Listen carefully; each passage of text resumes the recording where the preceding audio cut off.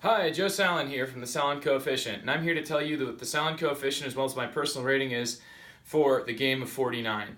The game of 49 is a simple auction game in which you are trying to take control of spaces on the board in the hopes that you'll be able to get 4 of them in a row, or when playing with 5 players, only 3 in a row. So essentially mix together Tic Tac Toe or Connect 4 with an auction game, except instead of you getting choices over where the cards go, all of the different spots are shuffled into a deck, and then you draw them out, and then the game decides essentially where you can go.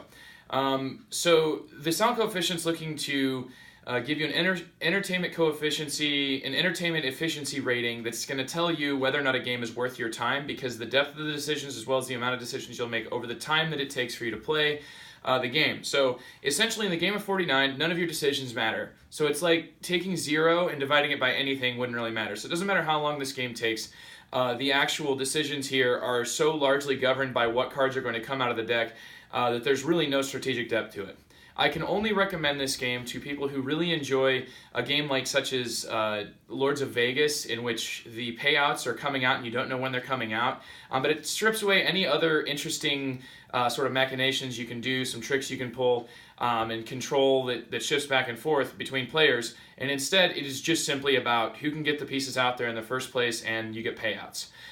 The minimum bids that are listed on every card should be renamed to misleading bids. They make it seem like the game is, the economy is cheap, and no, you should be bidding like all of your money. You start so flush with cash in this game that the only thing that really seems to dictate who wins is who gets the earliest things, and if the people who get the earliest things get payoffs early, they win.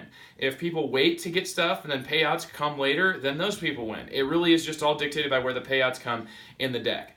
So my overall rating for this game, for me personally, is this is one of my least favorite games that I've ever played.